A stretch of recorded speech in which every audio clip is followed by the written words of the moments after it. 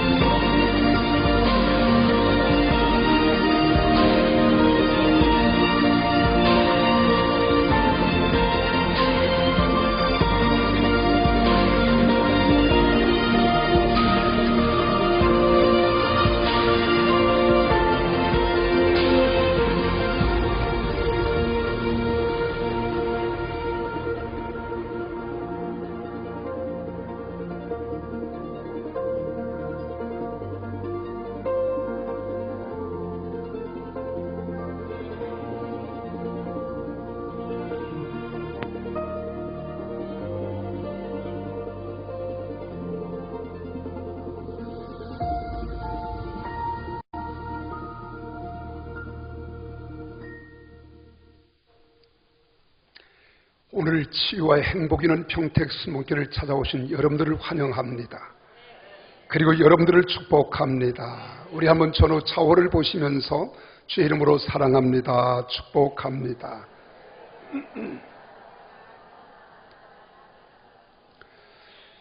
오늘 본문 말씀 사무엘하 13장에서는 한 콩가루 집안을 소개합니다. 형제 사이에 강간이 일어나고 살인 행위가 일어나며 미움과 분노와 다툼과 이로 인해서 우울증에 시달리는 참으로 고통과 아픔이 지금 벌어지고 있는 집안입니다. 그런데 놀라운 사실은 그 콩가루 집안의 가정이 바로 위대한 성군이라고 일컬어 말하는 다윗이라는 사실입니다. 왜 그 가정이 그렇게 되었습니까?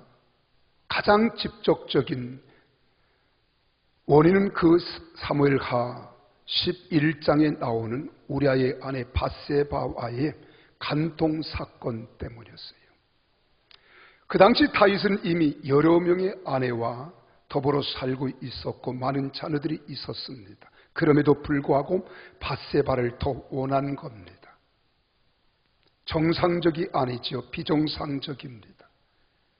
이 하나 더 혹은 한 번 더가 인생을 망치고 가정을 망친다는 사실의 교훈을 우리에게 주고 있습니다. 우리 아의 아내 밧세바를 간통한 후에 다윗은 그 일을 은폐하려고 충신이었던 우리아에까지 전쟁에 내보내 죽인지요. 그때 다윗의 가정은 풍지박산이 됩니다.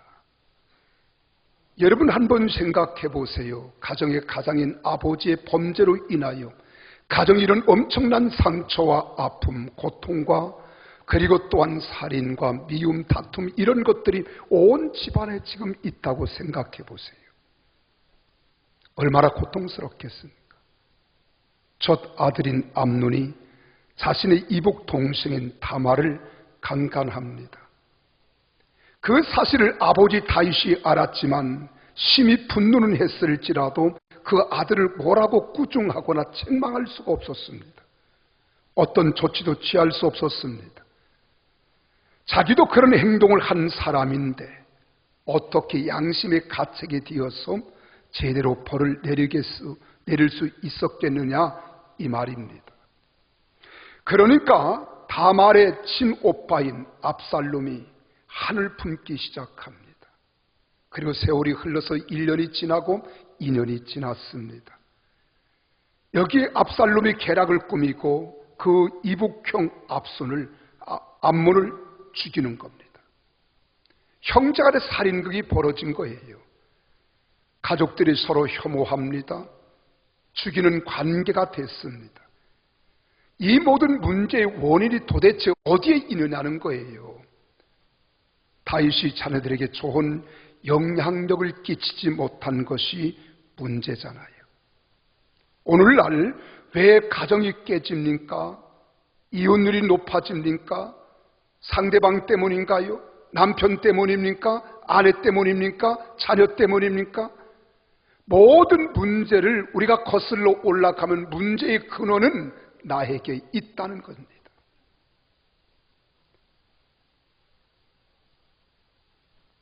통제는 너무 많이 하고 영향력은 너무 적게 미치기 때문에 좋은 영향력을 미치는 부모, 좋은 영향력을 미치는 남편, 아내가 되어야 함에도 그러지 못하는 거예요. 사람들은 아름다운 가정이 만들어지기를 원합니다. 행복한 가정을 만들려고 힘쓰고 노력합니다. 그런데 통제로 되는 게 아니에요. 억압으로 되는 게 아니에요. 인간의 노력과 수고도 어느 정도 필요하겠지만 인간의 노력과 수고로 전부 되어진다고 생각할 수 없습니다. 다시 말하면 간섭과 통제는 가급적이면 적게 하고 선한 영향력을 많이 끼치는 가정이 돼야 됩니다. 남편은 아내에게, 아내는 남편에게 선한 영향력을 끼쳐야 돼요. 부모는 자녀에게, 또 자녀도 부모에게 선한 영향력을 끼칠 수 있도록 서로가 합의 조심하면 좋은 결과를 가져올 수 있습니다. 그래서 부모들은 자녀를 통제만 하려고 하지 말고 선한 영향력을 끼치려고 노력해야 합니다. 부부간에도 마찬가지입니다. 서로 통제하려고 하지 말고 서로 영향력을 끼치려고 해야 행복한 가정이 될 수 있다는 거예요. 오늘 많은 가정들을 살펴보세요. 오늘 압살롬처럼 한을 품고 사는 사람이 얼마나 가정이 많습니까? 어떻게 그 상처를 치유할 수 있을까요? 가정에서 상처 치유는 하나님과의 관계를 회복하는 방법과 똑같다는 것을 저는 성경을 통해서 발견합니다. 하나님과의 관계 회복을 위해서 그럼 어떻게 합니까? 첫째는 정직한 자백이 필요하다는 거예요. 내가 정직한 고백이 없이는 하나님과의 관계도 회복될 수 없습니다. 둘째로는 잘못해서 돌아서는 회개가 필요합니다. 내가 잘못했으면 고백으로 끝나면 안 됩니다. 고백했으면 다시는 그런 죄를 범치 않겠다는 각오와 결연한 자세의 마음을 가지고 돌이켜야 됩니다. 그리고 세 번째로는 하나님을 향하여 마음을 열고 하나님의 용서와 사랑을 받아들이는 것이 필요하다는 거예요. 마찬가지로 가정에서의 상처 치유와 회복을 위해서도 이와 같은 세 가지가 함께 필요합니다. 그리고 그 위에 기도하는 것이 필요해요. 사람이 할 수 없을 때가 많잖아요. 사람이 할 수 없는 경우가 많아요. 그럴 때 우리는 하나님 앞에 기도하는 겁니다. 전능하신 하나님께서 우리를 도와주시기를 기도하는 거예요. 그때 하나님이 도와주시는 역사가 있을 줄 믿으시기를 바랍니다. 여러분, 코카콜라에 창업자가 있지요. 코카콜라가 있으니까 창업자가 있겠죠. 그런 인생을 실패한 인생이었어요. 알코올 중독자였습니다. 그리고 술을 끊으려고 몇 번이고 다짐하고 또 결연한 자세를 가지고 결심했지만 알코올 중독에서로부터 자유를 받을 수가 없었어요. 어느 날이었습니다. 정천벽력 같은 하나님의 음성, 영음이 들려왔습니다. 사랑하는 아들아, 너는 내 정욕과 의지로 무엇을 하려고 하지 마라. 그리고 아주 귀에 쟁쟁한 소리가 들려오는 거예요. 그런 정신을 바짝 차렸습니다. 이게 무슨 소리냐? 그리고 가슴에 감동이 뛰었어요. 그리고 집에 돌아와서 아내에게 그 말을 합니다. 그때 아내가 말을 합니다. 그 시간에 내가 기도하고 있었습니다. 당신을 위해서 기도하고 있었다는 거예요. 그 사람이 심기일전하여 다시 인생을 시작했고, 그리고 인생을 시작할 때 오늘날 세계적인 기업인 코카콜라 창업자가 되었다고 하는 것입니다. 여러분, 세상은 우리 힘으로 되는 것 아닙니다. 우리 방법으로 다 된다고 여러분 착각하지 마세요. 하나님이 도와주셔야 됩니다. 하나님이 역사해 주셔야 되는 거예요. 그러면 첫째로 어떻게 합니까? 정직한 자백이 필요합니다. 우리가 치유를 받고 회복되기를 원하면 정직한 자백이 필요한 거예요. 가정에서 갈등이 일어날 때 한 사람만 일방적으로 잘못한 경우는 거의가 없습니다. 그 말은 자기도 잘못이 있다는 말과 같습니다. 그러므로 바로 자기 잘못을 인정할 줄 알아야 합니다. 그런 태도가 바로 용기예요. 성숙함입니다. 인격적인 겁니다. 우리 주님께서 사람들을 치료하실 때에도 보면은 베데스다 연못가에 소경이 있었습니다. 그에게 우리 주님이 묻는 거예요. 뭐라고 문 줄 아십니까? 내가 낫고자 하느냐? 이렇게 물었어요. 주님은 우리에게 동일한 질문을 하시는 겁니다. 지금도 여러분들에게 말씀합니다. 내가 낫고자 하느냐? 정말 낫고자 하고 상처가 치유되어서 회복되기를 원한다면 먼저 너의 자신의 잘못을 인정해야 한다는 거예요. 그렇지 않으면 치유될 희망이 없다는 것입니다. 우리가 병원에 가면 그렇게 말합니다. 이상한 신호가 왔을 때 몸이 아파요, 구토가 나요, 아니면 머리가 어지러워요, 이명증세. 그럼 증세를 가지고 병원에 찾아가면 의사는 반드시 묻습니다. 어디가 아픕니까? 그럴 때 괜찮습니다. 그래서 치유가 됩니까? 괜찮다고 하면 병은 더 커집니다. 병원에 가서 제가 여기가 아픕니다. 나는 어지럼증이 주기적으로 가끔 일어납니다. 앉았다 일어나면 현기증이 납니다. 먹으면 구토가 일어나거든요. 그리고 그냥 귀에 소리가 막 중심을 잡을 수가 없습니다. 이런 병명을 우리가 이야기하는 거예요. 그때부터 의사는 그 의견을 듣고 치료하기 시작합니다. 약물로 치료하든 주사로 치료하든 약을 복용케 하든 수술을 하든 어떤 결단을 내리는 거예요. 여러분, 가정에서도 치유되고 회복되려면 자신의 잘못을 인정하고 용서를 빌 줄 알아야 합니다. 여러분, 자백이 없으면 용서도 없고 치료도 없는 거예요. 근데 그 알량한 자존심 때문에 자기 잘못을 고백하지 않습니다. 말하지 않습니다. 자꾸 우겨쌉니다. 숨기려고 합니다. 감추는 겁니다.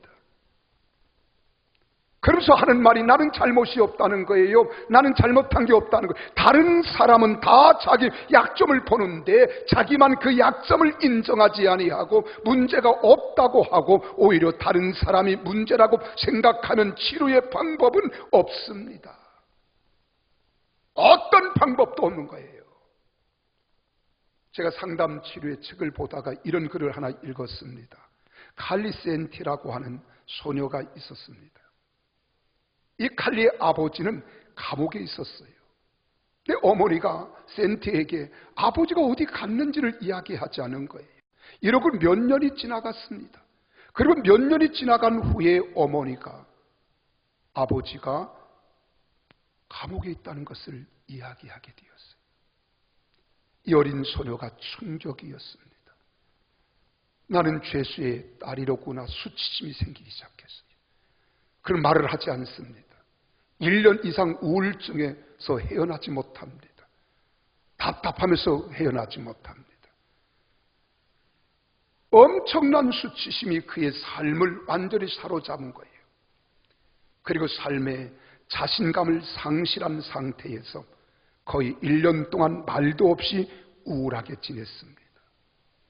이듬해 여름이었습니다. 이 소녀는 한 기독교 캠프에 떠밀려 참석했다가 하나님을 만나는 경험을 한 거예요.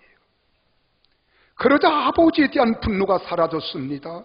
얼마 후에는 칼리는 어머니와 함께 감옥에 있는 아버지를 방문하고 아버지에게 감옥에서 진행하는 성경 공부 모임에 참석하라고 간청합니다. 그 간청을 듣고 그녀의 아버지 데니스 센티가 성경 공부에 참석하기 시작했어요. 그러던 어느 날 아버지 데니스는 면회를 온 딸 칼리에게 내가 너에게 고백할 게 있다. 내게 수치를 안겨준 아빠를 용서해 줄 수 있겠니? 한마디였어요. 아빠를 용서할 수 있겠니? 아빠가 미안하다. 그리고 아내에게도 여보, 내가 당신의 사랑과 존경을 받는 남편이 되지 못하고 내가 멋대로 이렇게 방탕과 죄악 속에 살아온 걸 용서하세요 라고 고백한 거예요.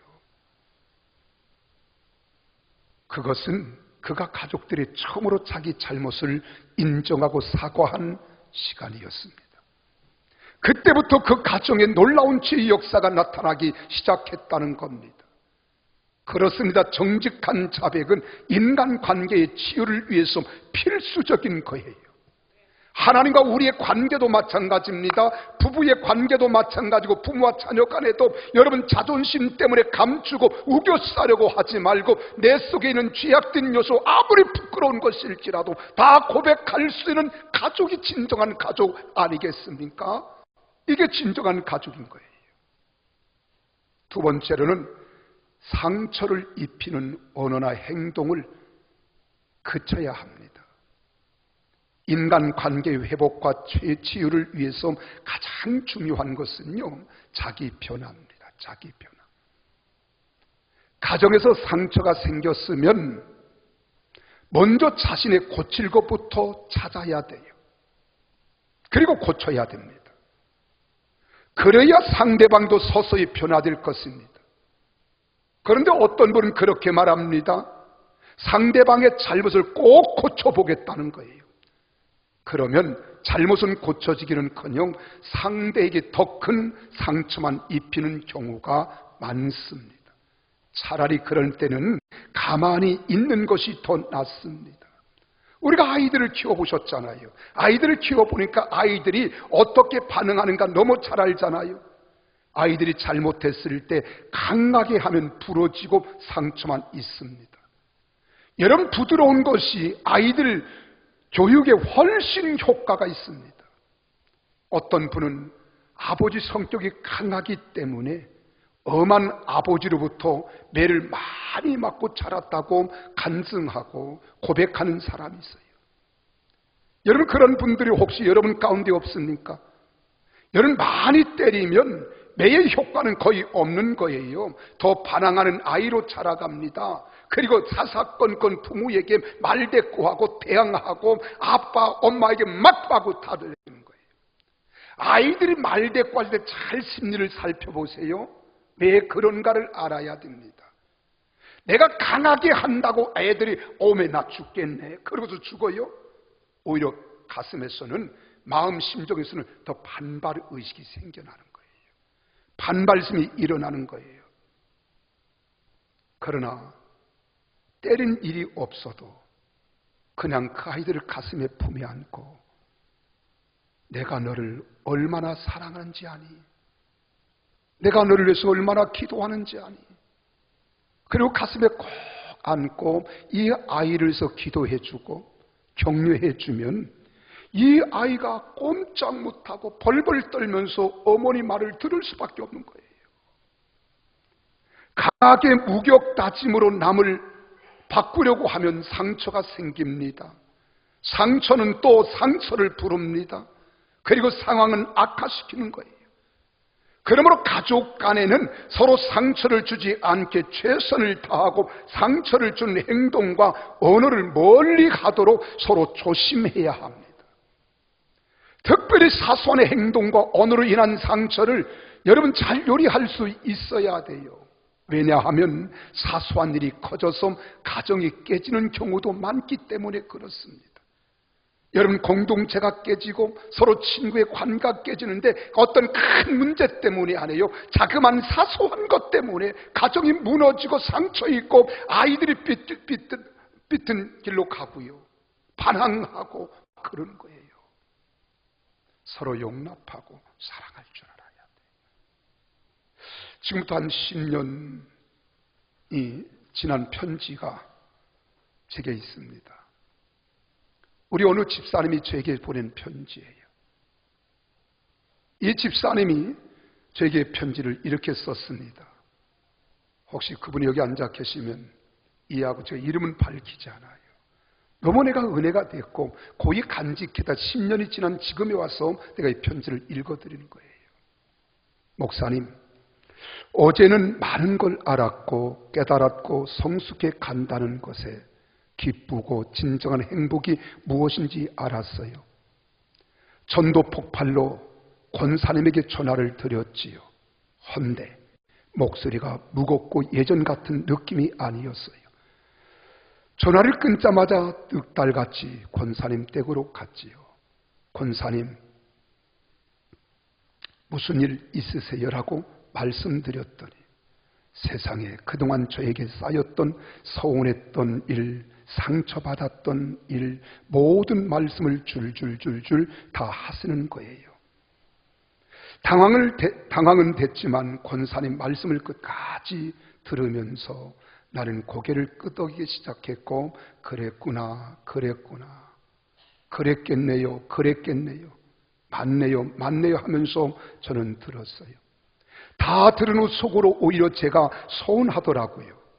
그렇지만 너무너무 죄송하다고 말씀드리고, 권사님을 제가 늘 엄마같이 생각하고 너무 사랑하고 모든 것을 넓은 아량으로 감싸주시고 이해해 주셔서 제가 격의 없이 말씀드린 것이 그렇게 상처가 되신 것 같군요 하면서 다시 한번 죄송하다며 마음 푸세요라고 말씀드렸더니, 나도 집사님이 너무 좋았다며 마귀가 장난쳤나 봐. 그리고 집사님 없으면 나도 아무것도 못하고 나도 힘들어 하시면서 눈물을 막 흘리시는 거예요.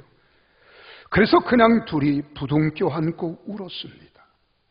그러면서 기도하고 하나님께 죄송하다며 부끄럽다며 맛있는 저녁을 사주시면서 내가 더 이해했어야 했는데 오해해서 미안해 하셨어요. 그런 저녁 예배를 함께 참석했어요. 많은 시간이 오고 갔습니다. 난 또 누구를 나도 모르게 상처를 주었을까? 지금도 나 때문에 마음 아파하는 사람들이 또 얼마나 많을까 하는 생각에 가슴이 너무 아팠어요. 그리고 너무 많이 힘들더라고요. 목사님, 전 평택 순복음께서 하나님을 만났고 이 교회가 너무 좋고 목사님이 너무 존경스럽고 교우들도 너무 좋아요.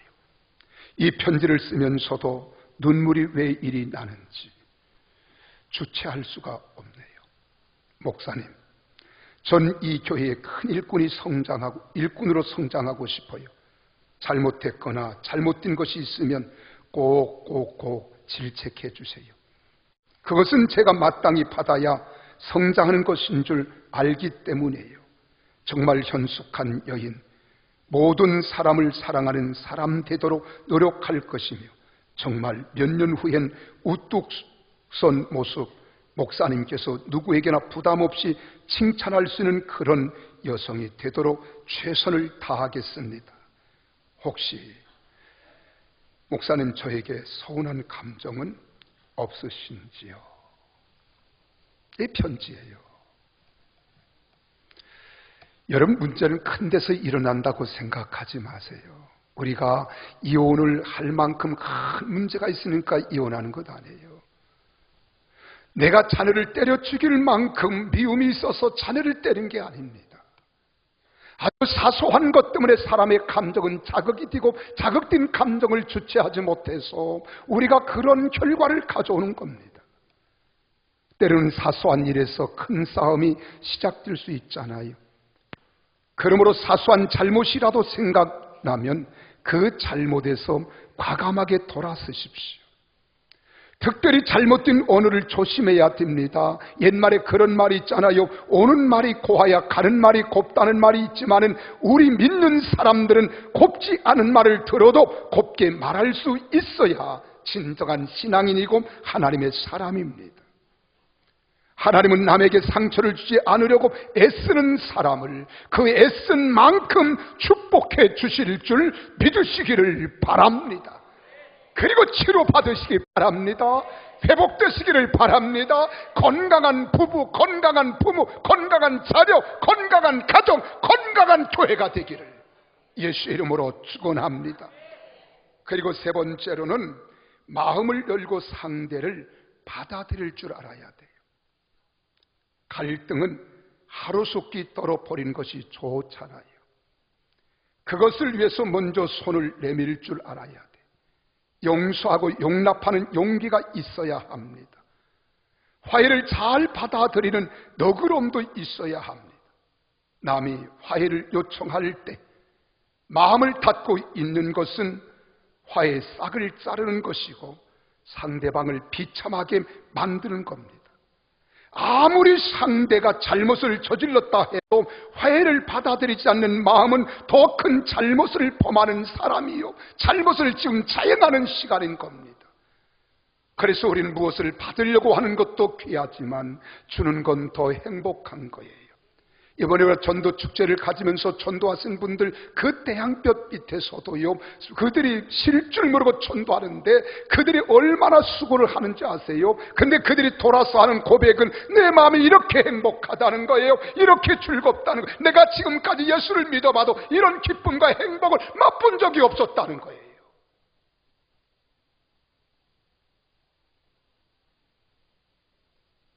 치유는, 행복은, 사랑은 받을 때만 하는 게 아니에요. 줄 때가 더 큰 거예요. 여러분, 그런 찬송이 있잖아요. 내가 먼저 손 내밀지 못하고, 내가 먼저 용서하지 못하고, 내가 먼저 웃음 주지 못하고 이렇게 머뭇거리고 있네. 그가 먼저 손 내밀기 원했고, 그가 먼저 용서하기를 원했고, 그가 먼저 웃음 주기를 원했네. 나는 어찌 된 사람인가? 오 간교한 나의 입술이요, 오 더러운 나의 마음이요. 내가 먼저 숨겨주지 못하고, 내가 먼저 이해하지 못하고, 내가 먼저 높여주지 못하고 이렇게 고집부리고 있네. 그가 먼저 섬겨주길 원했고, 그가 먼저 이해하길 원했고, 그가 먼저 높여주길 원했네. 나는 어찌 된 사람인가? 오 추악한 나의 욕심이요, 오 서글픈 나의 자존심이요. 우리 한번 같이 불러볼까요? 함께 부릅니다.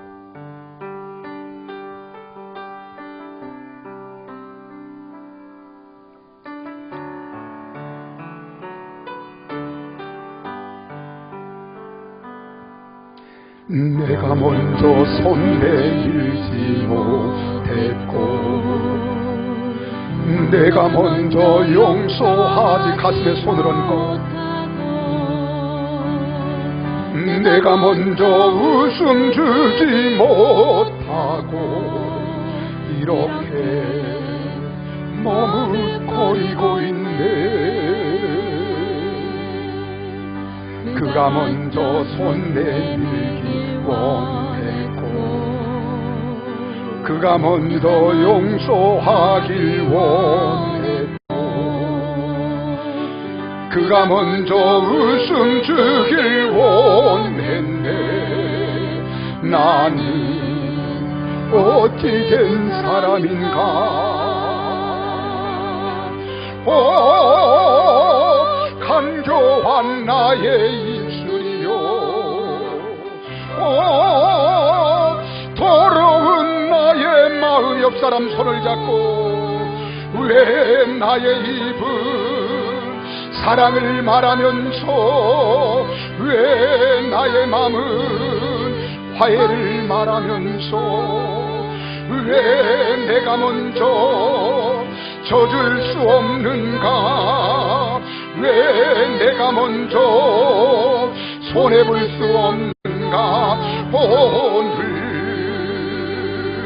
나는 너를, 나는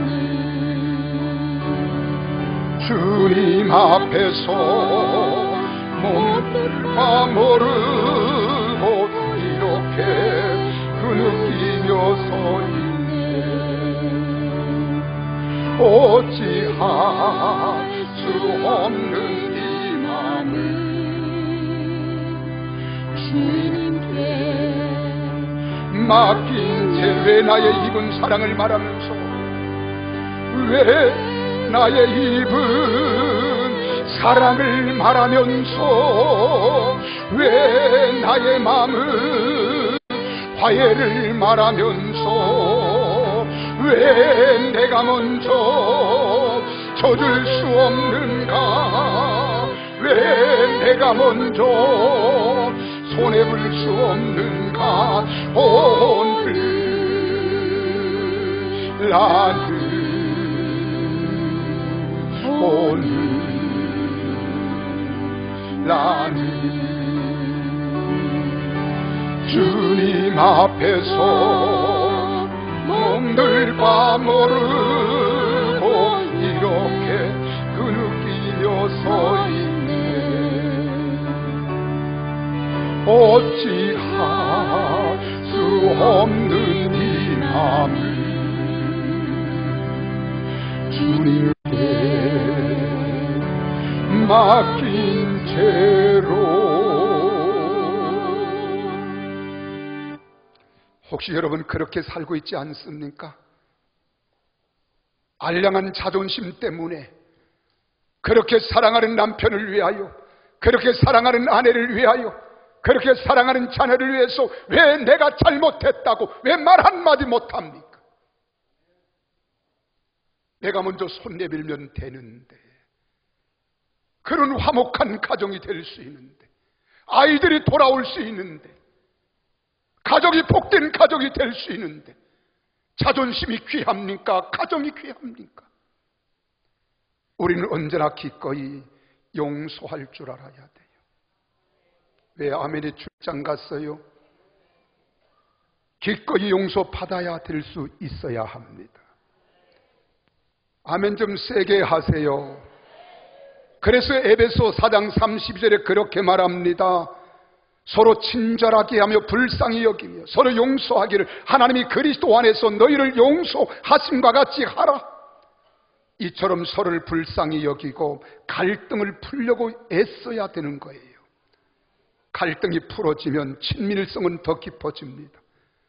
그러나 갈등을 풀지 않으면 더 비참하게 되는 거예요. 언젠가는 그 갈등이 인생 전체를 불태워 버립니다. 가정을 망가뜨립니다. 자녀들을 탈선하게 하며 가정을 파괴하는 겁니다. 그러므로 마음문을 열고 상대를 용서하고 받아들일 수 있어야 합니다. 사랑은 용서하는 겁니다. 사랑은 오래 참는 겁니다. 사랑은 감싸주는 겁니다. 사랑은 용납하는 겁니다.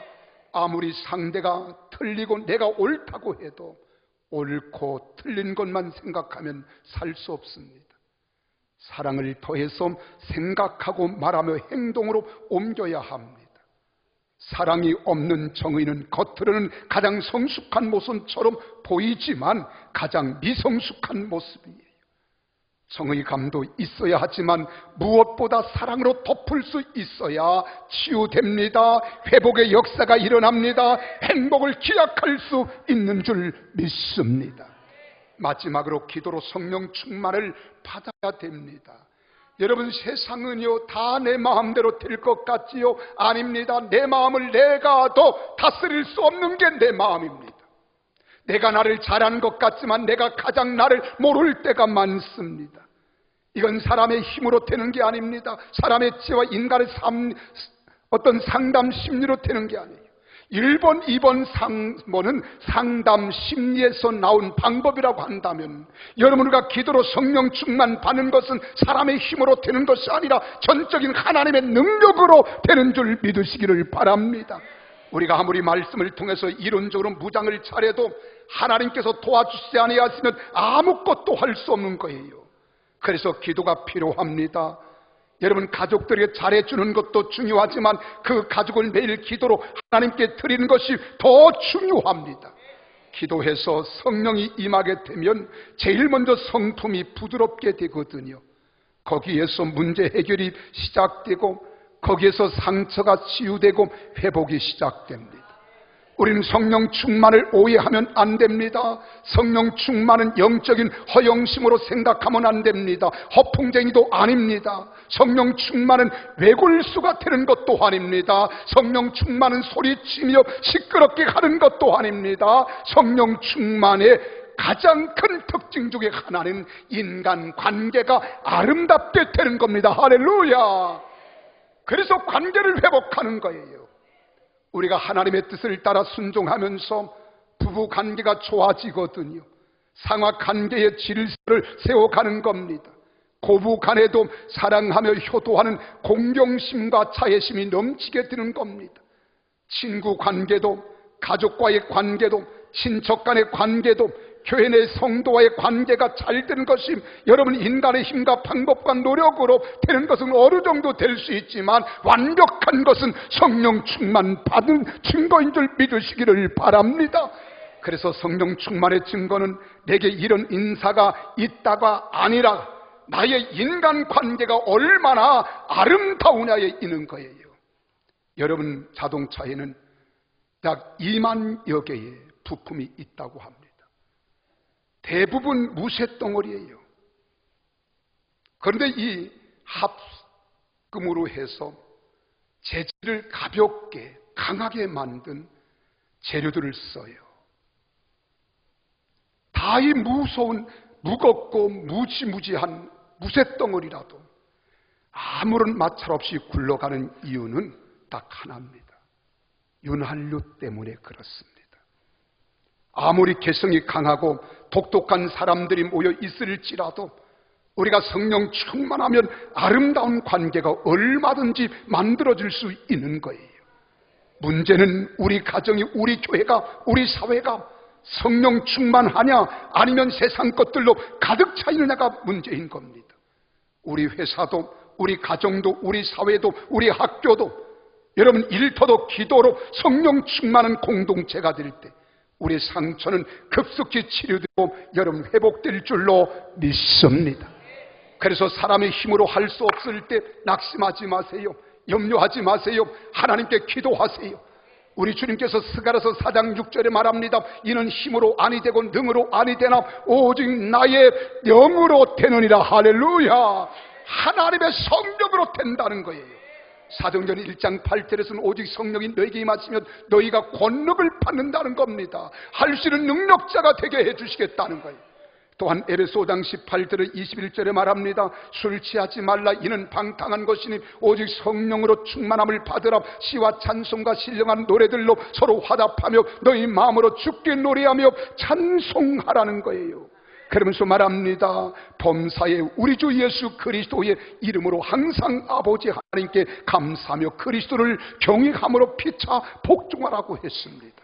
하나님의 영이 임하면 갈라디아서 5장 22절 23절에 말합니다. 오직 성령의 열매는 사랑과 희락과 화평과 오래 참음과 자비와 양선과 중성과 온유와 절제니 이 같은 것을 금지할 법이 없느니라. 이 9가지 우리 심성을 바꾸는 거예요. 아직도 내가 성질이 개팍합니까? 싸납습니까? 속된 말로 지랄 같습니까? 성령 충만 받으십시오. 예수를 믿으면서도 변화도 활이 되고 성령도 알이 받으려고 한다면 여러분이 크리스찬 맞습니까? 아니잖아요. 그래서 세상 사람들이 손가락질하는 거예요. 비우는 거예요. 성령 충만 받으면 변화가 옵니다. 행복한 가정을 만들 수 있어요. 복된 가정 만들어 갈 수 있어요. 나는 여러분 가정이 다 그렇게 되기를 주의 이름으로 축원합니다. 사랑하는 성도 여러분, 말씀을 뵙습니다. 여러분 가정, 여러분 직장, 여러분 학교, 여러분 일터와 섬기는 교회를 상처를 치유하고 회복하며 행복한 삶의 현장으로 만드시기를 원하십니까? 그 일은 어려운 일이 아닙니다. 2가지만 버리면 됩니다. 첫째는 이기심이에요. 둘째는 욕심을 버리십시오. 2가지만 버리고 사랑하는 주님의 마음을 가지면 얼마든지 가능합니다. 오늘 이 시간 말씀을 통해 사랑과 헌신과 섬김의 마음을 다짐하고 행복한 신앙인이 될 수 있기를 주님의 이름으로 축원합니다. 여러분 상처가 치유되고 쓴 뿌리를 뽑아버리고 견고한 악한 마귀의 쥐를 무너뜨려서 행복한 인생, 행복한 가정, 행복한 사회 주역이 되기를 예수님 이름으로 축원합니다. 기도하겠습니다. 다 같이 한 음성으로 기도하면서 하나님, 우리가 회복되기를 원합니다. 주의 성령으로 치유해 주옵소서. 깨끗게 하시고 온전히 치유받아 회복될 수 있는 내 심령, 우리 가정, 우리 교회, 우리 일터, 우리 사업장, 우리 삶의 현장이 되기를 바라면서 다 같이 한 음성으로 기도합니다. 할렐루야. 살아서 역사하시는 하나님, 주님의 크고 놀라운 사랑과 은혜를 진심으로 고맙고 감사를 드립니다. 우리 사랑하는 성도들이 상처가 있습니다. 아픔이 있습니다. 쓴 뿌리가 있습니다. 견고한 진으로 사방으로 우겨쌈을 당하고 있습니다. 하나님, 이 시간 저들을 치유해 주옵소서. 저들의 쓴 뿌리를 뽑아 주시옵소서. 견고한 진을 파괴하여 주옵소서. 내 마음의 평화를 누리게 하시고 육체가 건강하게 하시며 영적으로 하나님과 교통할 수 있는 하나님의 사람들이 될 수 있도록 하나님 도와 주옵소서. 사람의 힘으로 할 수 없습니다. 하나님의 도우심이 필요합니다. 하나님의 능력이면 가능합니다. 하나님 성령으로 충만케 하셔서 내 심령이 회복되게 하시오. 천국되게 하여 주시고 상처가 치유되어 건강케 하여 주옵소서. 쓴 뿌리가 뽑혀지게 하여 주시어서 하나님께서 귀한 말씀에 뿌리를 내리게 하여 주옵시고, 또한 아버지한 견고한 진들이 파하여 이제는 하나님의 성령 충만한 하나님의 사람들이 되어지도록 우리 하나님 역사에 주옵소서. 예수 믿는 기쁨과 감격과 감사가 저들 마음속에 넘쳐나게 하시고 하나님 사랑 안에 거하게 하여 주옵소서. 사람은 할 수 없어도 하나님은 하실 수 있습니다. 하나님 이 시간 역사해 주시며 은혜와 능력과 권능으로서 충만케 하옵소서. 예수님 이름으로 기도하옵나이다. 아멘. 사랑하는 성도 여러분, 이 시간 주님이 우리와 함께 하심을 믿으시면 아멘 합시다. 하나님의 성령께서 우리 가운데 운행하고 있습니다. 여러분 성령 충만을 받기를 원하시면 머리에 손을 얹어 주십시오. 내 가정의 문제, 사업의 문제, 인생의 문제, 신앙의 문제, 각각의 문제로 내 마음이 답답하시면 가슴에 손을 얹어 주시기 바랍니다. 내가 병들었습니까? 내가 질병 때문에 고난을 당했습니까? 나는 만민을 치료하는 여호와 하나님이라고 말씀하십니다. 아픈 곳에 손을 얹으십시오. 제가 기도할 때 하나님께서 역사하시고 치유하실 줄 믿습니다. 살아계신 아버지 하나님, 우리가 이 세상을 살아가면서 이 세상 신이 우리를 엄습하여 우리를 혼미케 하고 우리를 알지 못하고 깨닫지 못하도록 방해하고 있습니다. 이제 우리가 하나님의 성령으로 충만함을 덧입기를 원합니다. 거룩한 성령이요, 이 시간 저들 심령 속에 오시옵소서. 마음과 생각과 저들의 삶을 주관해 두시고 하나님의 성령의 인도를 받는 성령의 사람, 믿음의 사람, 능력의 사람, 말씀의 사람 되게 하여 주시옵소서. 이 세상 악한 원수마귀는 네가라셀인 예수 이름으로 명하노니 각 사람 육체와 마음과 영혼 속에서 떠나갈지어다. 깨끗함을 받을지어다. 마음의 평강 있게 하시고 기쁨과 감사로 가득 차게 하시네 하늘의 평화로 가득 차게 하여 주시옵소서. 하나님의 아들답게 피스메이커인 평화를 만드는 사람들이 되게 하여 주시옵소서. 또한 가정의 문제, 사업의 문제, 자녀의 문제, 부부간의 문제, 우리 인생의 문제, 신앙의 문제, 갖가지 문제 때문에 고민하는 자들 가슴에 손을 얹고, 그리고 또한 저들이 아픈 곳에 손을 얹었습니다. 주님 말씀하셨습니다. 믿는 자들에게 이런 표적이 따르리니 너희가 내 이름으로 귀신을 쫓아내며 뱀을 집으며 새방울을 말하며 무슨 독을 마실지라도 해를 받지 아니하고 병든 자에게 손을 얹고 기도한즉 나음을 얻겠다고 하신 주여, 이 시간 내가 나서는 예수님의 이름과 성령의 능력으로 선포한다. 저들을 묶이는 흑암의 권세는 떠나갈지어다. 질병의 병마도 떠나갈지어다. 사업의 실패도 떠나갈지어다. 인생의 고통도 떠나갈지어다. 하나님, 저들을 통해서 예수 안에서 승리케 하여 주옵소서. 기쁨으로 살아가게 하시고 행복과 감사로 가득 차는 복된 하나님의 사람들이 되게 하여 주시옵소서. 믿습니다. 영광을 받아주시고 인생길 가는 길에 하나님을 찬양하며 경배하는 발걸음 되게 하옵소서. 예수님 이름으로 간절히 축복하며 기도하옵나이다. 아멘.